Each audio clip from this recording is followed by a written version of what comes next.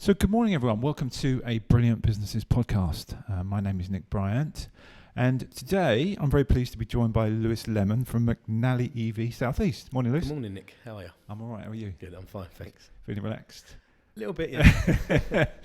So McNally EV are the industry leaders of electric vehicle charge point installations. You also do solar panels. I know we discussed that earlier. Yeah. But in true Brilliant Businesses style, let's start by you telling us how you got into where you are right now. Yeah. Well, I mean, like many young lads, I followed my dad into the construction industry. Okay. Really, I was lucky. My dad was the boss. Yes. And from there, we started building. We went into office refurbs, which we take an empty building, make it usable. Okay. And part of that was electrics. So I was deemed to be brainy enough to learn electrics. And from there, I got the opportunity to do my first electric charge point, which was in 2016 by an old college professor of mine who taught me electrics. And he said, I think you'd be good at this. Yeah. And I done my first one in 2016. Never heard of an electric car before. Yeah. Milk float. That was the only electric vehicle that I knew, or a train. Yeah. And from there, he kept offering more and more work. And that's how I fell in to the electric vehicle industry. And then I got headhunted by a company who wanted me to train people how to do EV installs. Unfortunately, a massive pandemic hit. Yeah. And that company decided that it wasn't viable for them. And I was looking for something else to do. Yeah. And Mr. McNally offered me a franchise. Nice. And here we are today. And you set your own business up with it. I did, yeah. So, yeah, I mean, McNally's been going for over a decade in the EV industry. Okay. So it's my job as the franchisee, if you like, to bring that brand and its values to the South East. So did you train as an electrician back in when you were doing your apprenticeship, or? I trained as a bricklayer. Okay, right, okay. Then when we moved into the office side, obviously there wasn't a lot of bricklaying to be done. Yeah. And as I said, my dad just said, look, you're brainy enough to do that. So I actually did do 5-year electrical course. Right, okay. Qualified electrician, refurbing buildings. Yeah. But then the offer of this EV charger come up, and as I say, I took that on, and it just spiraled. Yeah, it's cool because I think electricians, we've had this conversation before, they're really rare, and they're sought after, and but it's interesting that you've chosen to go down the EV route rather than just not just an electrician, but an electrician in a commercial building or residential. Yeah, I mean, there's a lot of subcategories of electricians. Yeah. I mean, I've got an uncle who only specialises in fire alarms and burglar alarms. So, but the core is electrical knowledge, and then just went off from there. Yeah. So where does the solar panels thing come into it? I know they hand in hand. Yeah. So after doing the EV, the renewables, does come in hand, because we have, as we're an independent installation company, meaning we're not tied to one specific brand of manufacturer. There's a few makes and models of charge point out there that are specifically designed to go with solar. Okay. So with getting the inquiry for this type of thing that is can be specifically run off of solar, then the client will say, can you do the solar? Right. And so that's how we fell into that as well. Right, okay, yeah. Obviously, solar panels were massive back 20 years ago when the government were paying for it. Yeah. But nowadays, it's up to the homeowner or the business owner themselves to fund it. Yeah. But the savings can be quite substantial. So over time, once you've had them installed over time, there will come a point where you pay no electricity. Yeah. I mean, that's one of the benefits of having solar and an EV charger, as we were discussing. It's independence from outside factors. If you're producing your own power, charging your own car, you don't have to queue up for 2 hours outside of Tesco's when they've got a diesel or petrol shortage. Yeah. Power cuts is not your problem no more, because you're basically the energy company and the fuel company, if depending if you go that way. Yeah. And if you're a commercial building and you've got solar panels and EV chargers, you can charge that back to the grid, or how does that? Yeah. So, well, if you're a commercial building and you're using lots of energy during the day, the more panels you can fit on your roof, your costs, your business costs, as we all know, cutting business costs is good for your bottom line. Of course, yeah. So if you can produce your own power and you're not importing it from British Gas or OVO, whoever your provider may be. Yeah. We have some clients, and there is some case studies where businesses are running and they've got no electrical costs at all. Wow. So at the end of the month, they get a zero bill. And if the rates are not great at the moment, but if there is if there's an excess of energy produced, it gets sold back to the grid and you will actually get paid. Nice.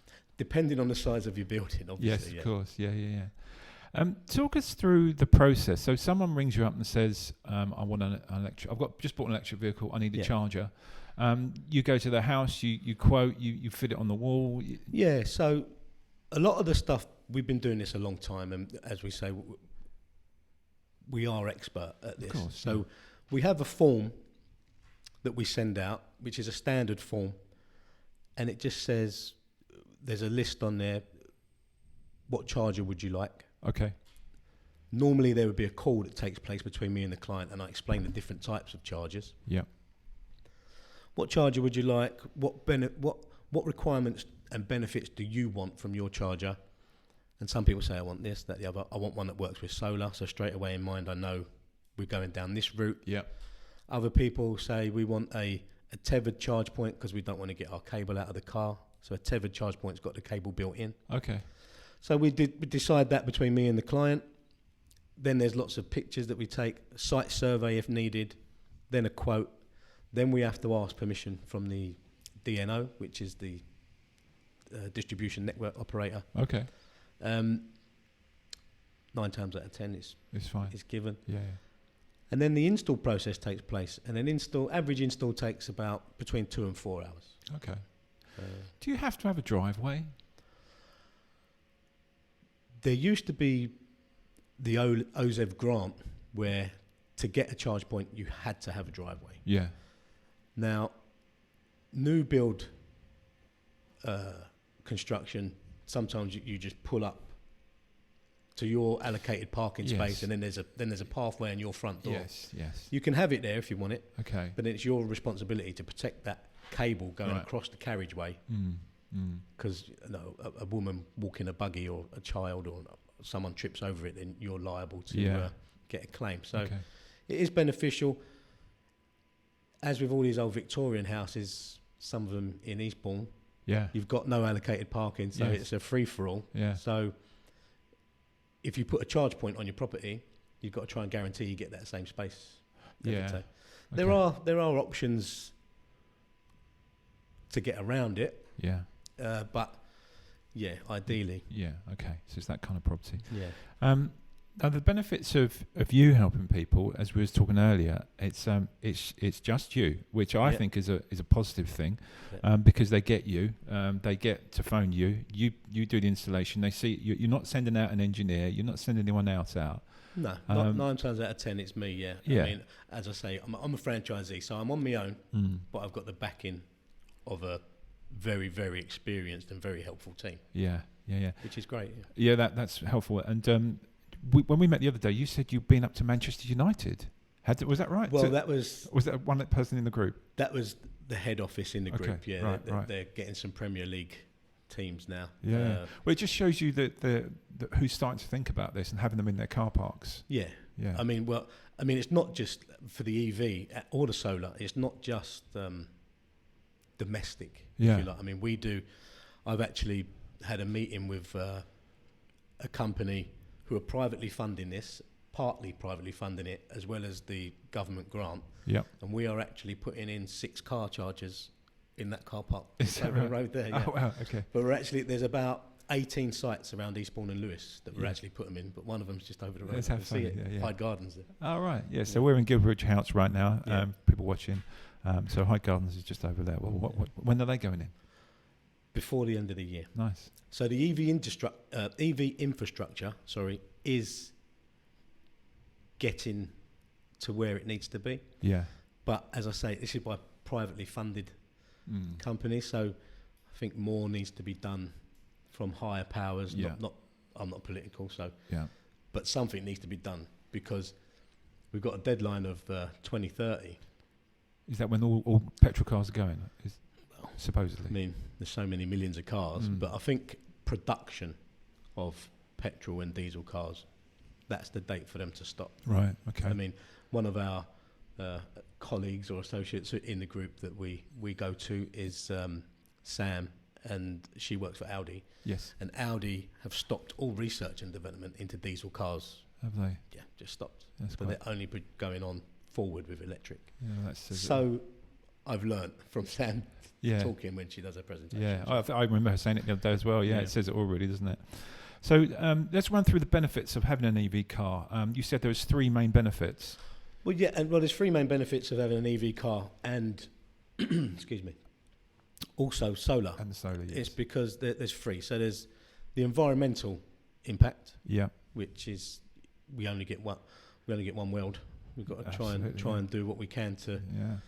to save it Yeah. for our kids and grandkids. So you've got the environmental benefit. You've got an economical benefit, which is, on average, you'll save about £1,000 a year on your fuel bill. Okay. Your fuel, as in petrol, gas bill. Yes. Gas, sorry. Your petrol, diesel bill. Yeah. And then you've got the independent. You're independent of fuel stations, petrol price rises, and you're also independent if you're going to solar. You're independent of any of the big major 6 energy companies Yeah. putting their prices up like we've had recently. Uh-huh. They were going from 28 pence to 53 pence a kilowatt. Yeah. So that's a major increase. Now we've got the new Prime Minister. She's capped that, I think, and it's going to be 39p. Right. Okay. It's still a big jump. 30% increase. Yes. So with solar, you produce your own as much as you can, and you take from the grid as little as you can. Yeah. And you can also use that solar to charge up your car. Yeah. If you haven't got solar, you can still charge up your car and save £1,000. You said earlier something about a saving of £30,000. Was that on solar panels or was that on? That was on a solar panel Yeah. system. Yeah. Yeah. So actually, we've got a client that we priced a job for, and he owns a 16-room B&B. Right. And for an initial investment of 12.5 grand Yep. for his panels and his battery storage system, over the lifetime of that system, he's going to be saving 55 grand on his electric bill. Wow. These are estimated prices. Of course. Yeah. But that was based on the 28 pence per kilowatt. Right. Okay.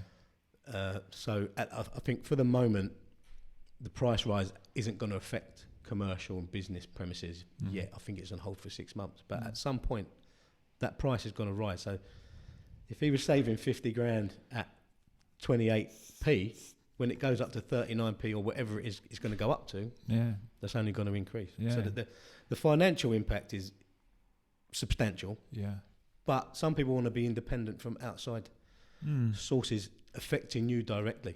Yeah. You know, so I think it's the way the world's got to go. Yeah, it's absolutely. Yeah, it's a really interesting point, and it's really good to hear those savings because I think that's what people need to be aware of because that's obviously everyone wants to save money.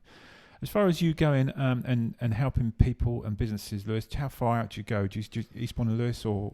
Well, yeah. So Eastbourne and Lewis is my main area, but the actual southeast territory that I own and operate from is from Kingston upon Thames. Okay. Down the M23 corridor, all the way down to Southampton. Right. Okay. So it's quite a substantial area. Yeah. So anyone in that area? Anyone in that area, any businesses in that area, you can benefit.